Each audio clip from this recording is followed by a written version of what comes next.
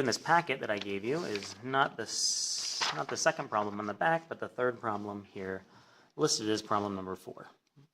So we have chocolates are in the shape of spheres, are sold in boxes of 20.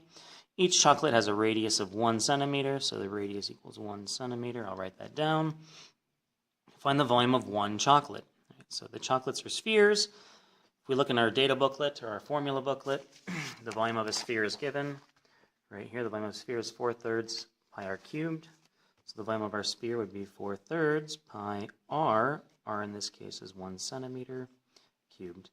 We're cubing the 1, we're cubing the centimeters. Cubing 1 is just 1 times 1 times 1. I don't even need to put that in my calculator, so I'm going to do 4 divided by 3 times pi equals 4.1888 centimeters cubed. Again, IB wants you to round to 3 significant figures, so we're going to round this to 4.19 cubic centimeters. So that's the volume of one of our spheres. Now it says, well, what is the volume of 20 chocolates?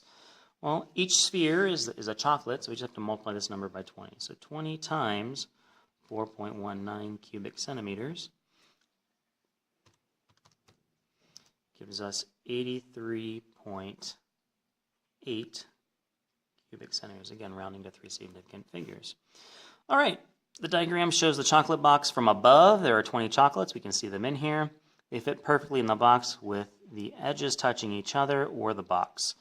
In other words, there's no empty space in this line right here. This line is continuous. They're all touching each other, touching the box. Calculate the volume of the box. So to calculate the volume of a box, this is actually in our formula booklet as well, except the geometric shape is called a cuboid. Length times width times height. So the volume is the length times the width times the height. So what are these 3 dimensions we have? Well, we know the radius of one sphere is 1 centimeter. So the diameter would be 2 centimeters. And here we have 5 balls. So 10 comes from 2 centimeters for the diameter times 5 balls. So we have 10 centimeters here. Here we have 4 balls, same thing. We have 8 centimeters here. Each diameter is 2. And the hardest one maybe is the depth. The depth of this is just 1 sphere. So here we have 2 times 5 spheres. Here we have 2 times 4 spheres. The depth is going to be 2 times 1 sphere. So the depth of this box is only 2 centimeters. So just plug all those values in. 10 centimeters times 8 centimeters times 2 centimeters. Centimeters times centimeters times centimeters gives me centimeters cubed, which is volume. 10 times 8 times 2 gives me 160. So I place that number down here, 160 cubic centimeters.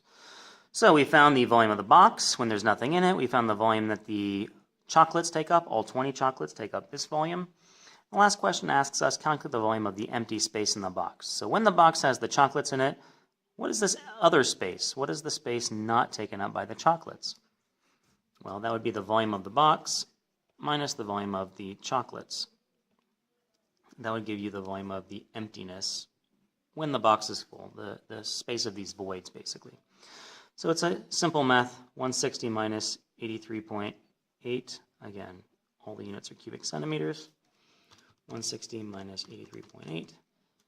So the space between all the chocolates in the box is 76.2 cubic centimeters. That's our second problem.